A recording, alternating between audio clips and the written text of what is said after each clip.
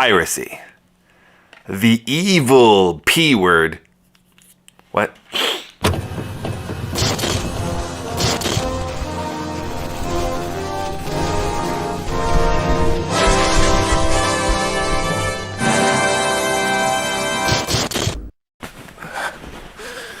How's it going?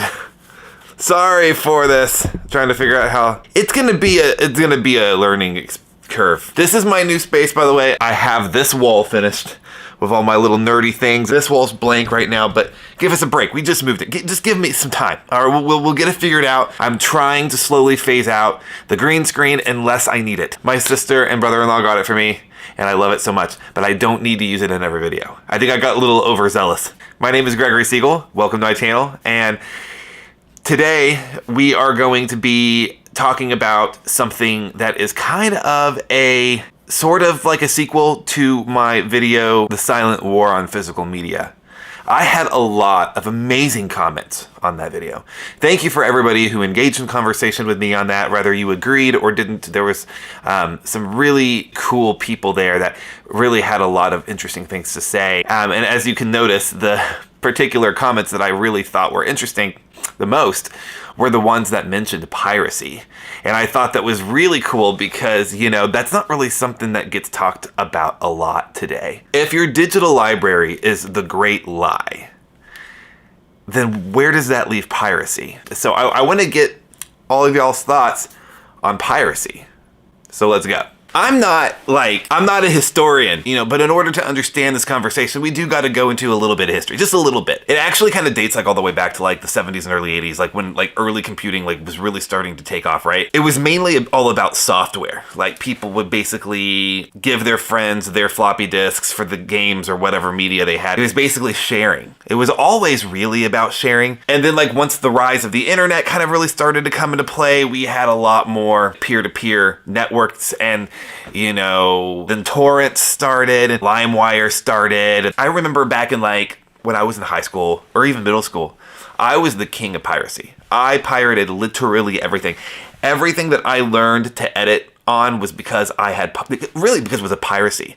Like my entire filmmaking style revolved around piracy in the early 2000s. It's how I learned to make music. It's how I learned to make movies, because I would use these softwares that, you know, I was a poor kid. We didn't have a lot of money. My parents really had to be picky and choosy about what types of things they could get me.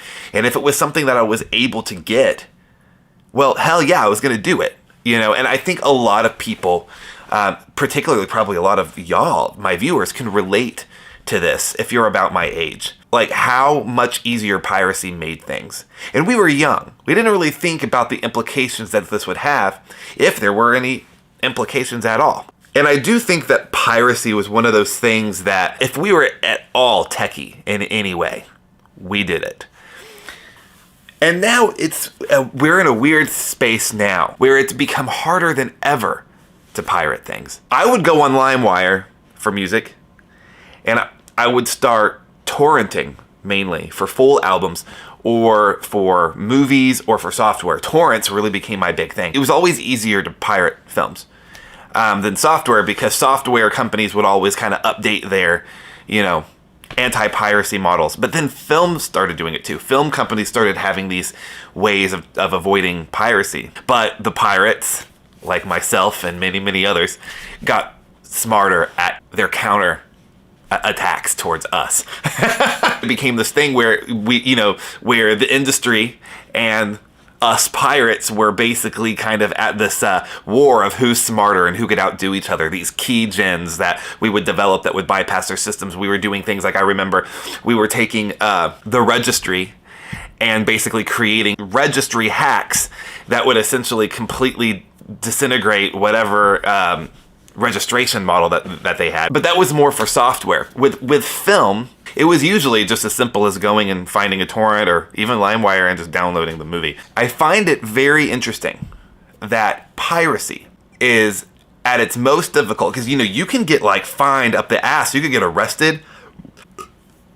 It's gotten to the point where you have to use like a VPN in order to even bypass any of their watchful eyes. And I'm really struggling here on finding out exactly what makes piracy so frowned upon. We live in an age now where streaming is king for any form of media. I mentioned this in my, silent war on physical media video. I also want to differentiate, by the way, what I'm talking about when I'm talking about digital media. I'm talking about streaming services explicitly. And for those of you who are coming here from that video, already know how I feel about that, with the censorship issues and the ownership problems. Some of the comments that I got on that video, there was one in particular that really struck me, that honestly is what made me want to even make a video about this. And he said, if buying isn't owning, then piracy isn't stealing.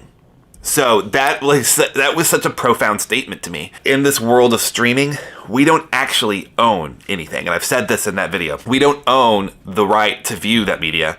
We own the privilege of being able to view it on their streaming platform. And those are two vastly different things. I am not encouraging or condoning piracy, but I also want to make it very clear that I'm also not condemning it. Whether or not you're the type of person who wants to pirate something, especially in this day and age, is really between you and your own moral compass. I think that it could be a great way to take that power back from these large mega corporations that run Hollywood.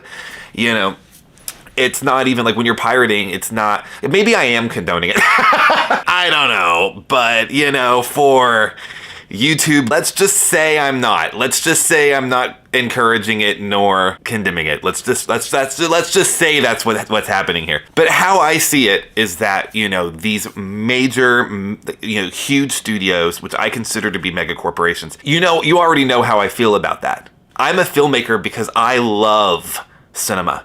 I love the art of it. I love creating it. I love coming up with an idea and then having that idea from my mind come out into reality.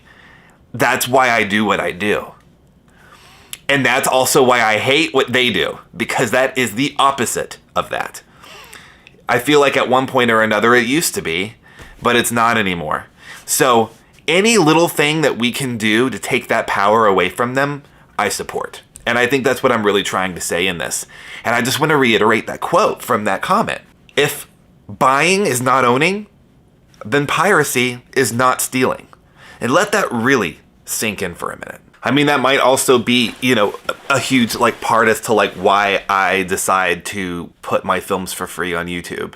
In my mind, the way that I think of it is if people eventually want to see my work that much and I start getting traction on my YouTube channel and I start getting enough viewers, I could start monetizing my movies and make money that way. That way I could continue to make what I want to make without having to sell out to some Hollywood machine. My views of piracy reflect my views on how I make my own movies and how I distribute them, right? And so I think it's interesting that those things kind of go hand in hand. And I don't mean necessarily from a monetizing standpoint. If you want to sell your film or sell the art that you made to make a profit, there's so many ways of doing that. Like I just laid out with my idea of how to utilize my YouTube following eventually for my films. You could make a movie and try to sell it online, and that's also very valid. When I say that I think art should be free, I mean that it should be open, that it should be transparent. What you're making needs to be genuine. It needs to be real. It needs to come from you, not a boardroom. And so basically what it all comes down to is if there's anything that I can do to remove even a fraction of the power from that large, disgusting industry, then sign me up. Sign me up, baby! Leave your comments about this whole idea of piracy and what your opinions are on piracy. Are you pro-piracy? Are you anti-piracy? This is another one like the one with physical media that I think could have a lot of really cool conversation in the comments. And you know how much I encourage discussion and conversation in my comments. And y'all tend to do a pretty good job at that. There are some instances where I'm like, this is a troll. This is not a conversation. My mom always taught me not to feed the trolls, so I don't feed them. Appreciate y'all. If you haven't already, subscribe, hit the bell icon so you get notified. Again, Culturegeist is coming out on March 15th on my YouTube channel. Be on the lookout for that. I'm really excited for you guys to see it. I've worked really hard on it, and I'll see y'all in the next video. Peace out, guys. Oh, the light is gone. Whoa. Wait, how do you turn this off? Shit. All right, bye guys.